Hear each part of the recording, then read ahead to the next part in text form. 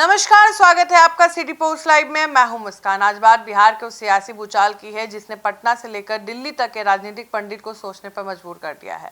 बांकीपुर उपचुनाव के नतीजे और जमीनी समीकरण ने एक बड़ा सवाल खड़ा कर दिया है। क्या पीके बिहार में पारंपरिक राजनीति जो आरजेडी और बीजेपी का गणित है उसको बिगाड़ने में कामयाब हो रहे हैं? सबसे अहम बात, पीके का यह उभार आरजेडी के लिए और बीजेपी के लिए खतरे की घंटी है। आइए इस पूरे सियासी चक्रव्यूह को समझते हैं।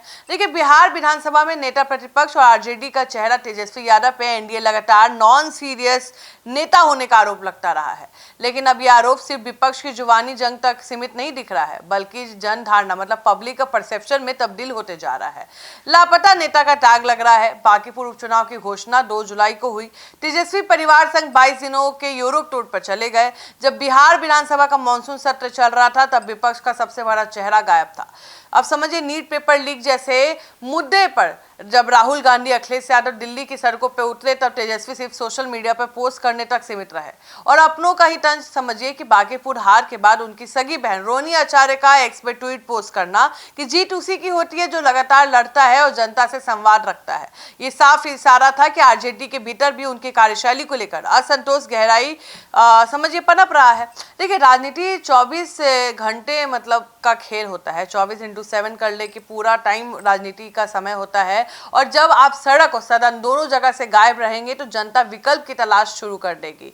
बिहार देश का सबसे युवा राज्य है और जहां 18 से 19 वर्षों के युवा यानी जेनजी की आबादी लगभग 36%, मान लीजिए 2 करोड़ के 2.50 से ज्यादा वोटर हैं। और बांकीपुर चुनाव ने साफ कर दिया है कि नया वोटर्स पारंपरिक जातीय चक्रव्यूह में फंसने को तैयार नहीं है।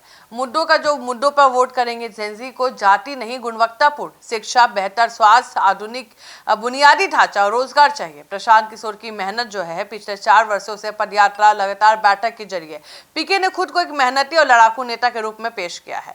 वह व्यवस्था परिवर्तन की बात कर रहे हैं, जबकि तेजस्वी अभी भी पिता लालू प्रसाद यादव के पुराने एम वाई समीकरण के भरोसे खड़े हैं।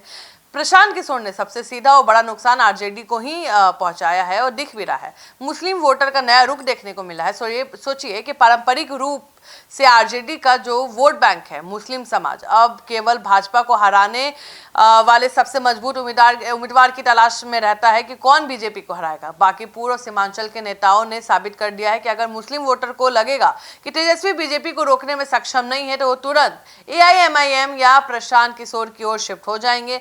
यादव समाज की चिंता समझिए, सत्ता में लंबे समय तक बाहर रहने के कारण स्थानीय स्तर पर प्रशासनिक पहुंच और ठेके जो कहते हैं ना, ठेके पट्टे प्रभावित होते हैं।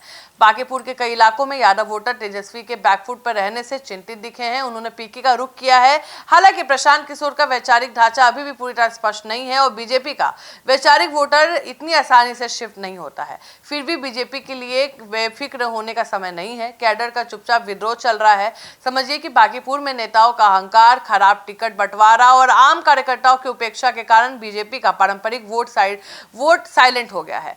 कार्यकर्ता ने पार्टी को आत्ममंथन का संदेश देने के लिए वोटिंग में दूरी बनाई है और पीके की तरफ रुख किया है। नीतीश कुमार के बाद आप समझिए कि उनके स्वास्थ्य, उनके जेडीयू के जो वोट बैंक है उस पर कहीं ना कहीं संशय के बीच बीजेपी को अपने कैडर और न्यूट्रल पॉलिटिकल वोटरों को साधना मतलब रखना ही पड़ेगा। हाल ही में नीतीश कुमार भी प्रधानमंत्री नरेंद्र मोदी से मिलने दिल्ली पहुंचे थे। उनकी मुलाकात हुई और रणनीतिक संतुलन बनाने का हिस्सा माना जा रहा है। अंतिम विश्लेषण यही है कि प्रशांत किशोर तात्कालिक रूप से आरजेडी के लिए अस्तित्व का संकट है और आप समझिए कि बीजेपी के लिए भी रणनीतिक चुनौती बन सकते हैं प्रशांत किशोर। आरजेडी अभी पार्ट टाइम कार्यशैली केवल पुरानी जातीय गणित पर टिकी रही तो प्रशांत किशोर मुख्य विपक्षी चेहरे के रूप में तेजस्वी यादव को रिप्लेस कर सकते हैं। वही दूसरी ओर बीजेपी के मजबूत संगठन और संसाधन जरूर है। यदि उन्होंने युवाओं की आकांक्षाओं और अपने जमीनी कार्यकर्ताओं की आवाज को अनसुना किया तो जेनजी का ये नया राजनीतिक ध्रुवीकरण सत्ता की राह मुश्किल कर देगा। बिहार की राजनीति अब जातिगत मजबूरी से निकलकर प्रदर्शन उपस्थिति के नए दौर में प्रवेश कर चुकी है। आप क्या सोचते हैं, हमें जरूर बताएं।